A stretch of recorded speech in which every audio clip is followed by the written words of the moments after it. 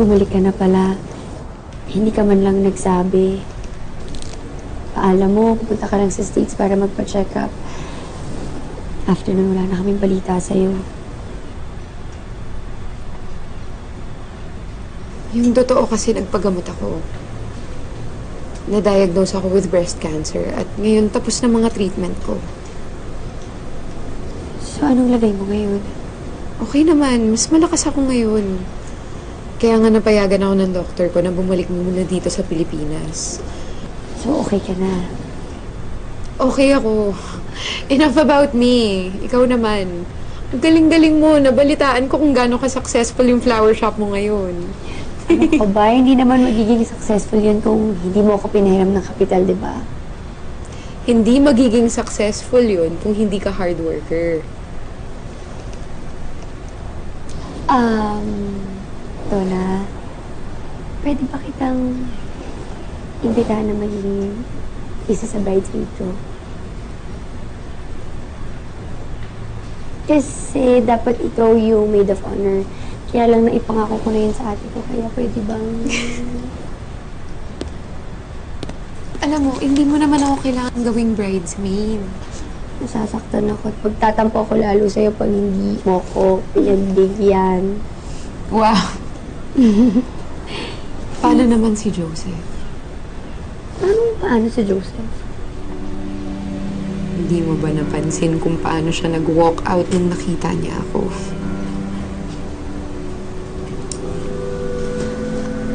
Kung mag-alala akong bahala kay Joseph.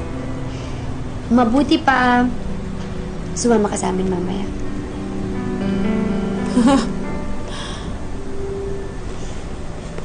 Oh, namiss kita.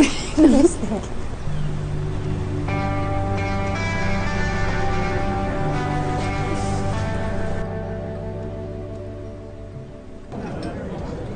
Ayaw ko kasing madamay pa kayo sa pinagdaanan ko noon. If I shut you out, I'm really sorry. Pero sana sinabi mo pa rin sa amin. Kamamatay lang ng mami mo nung nalaman ko na may cancer ako. Ayokong dagdagan lang yung mga problema mo. Han, sinama ko pala si Donna sa magiging bridesmaid ko sa kasal. Okay lang ba? Kung yun ang gusto mo. Thanks, Han.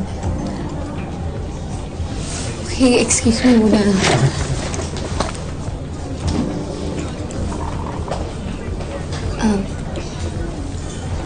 Han, okay lang ba talaga sa'yo na magiging isa sa bridesmaid ko si Donna?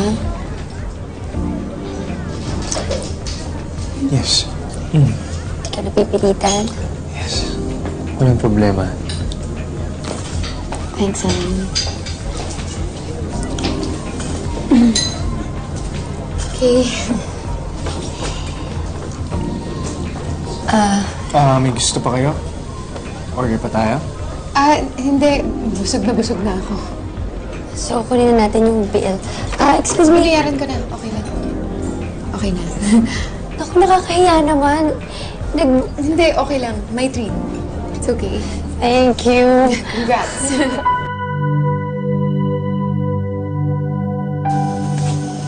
Hi, ate.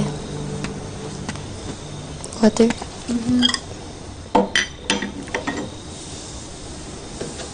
Saan ka galing? Nag-dinner ako. Kasama sila Joseph at Christy. Oh. Oh, ka dyan. Huwag ka nga mag-play innocent, ate. Hindi ba nakaka-tense kanina sa dress shop? Tapos, nakuha mo pang makipag-dinner sa kanila?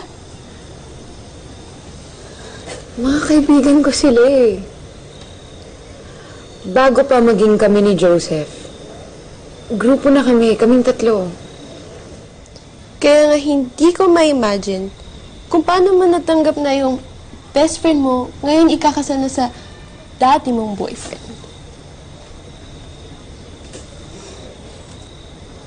Basta ako tanggap ko.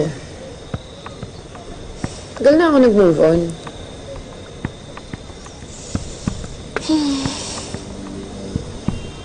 Sa totoo lang, hindi ko alam kung tama yung desisyon kong pumayag na maging bridesmaid sa kasal ni Christy. But what was I to do? Alangan namang tanggihan ko yung best friend ko. Parang birthday ko lang. Ayan, perfect. Sure ka na, ah? O sige. O fit ko na. Sige, tingnan natin. For sure, bagay sa'yo to. Sige nga. Masubok nga. Backlist.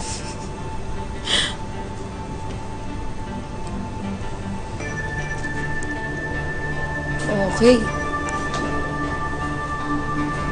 The Red Wedding. Ay, sandali, may tumatawag sa akin. Hello? Ano? Nalantay yung mga bulaklak?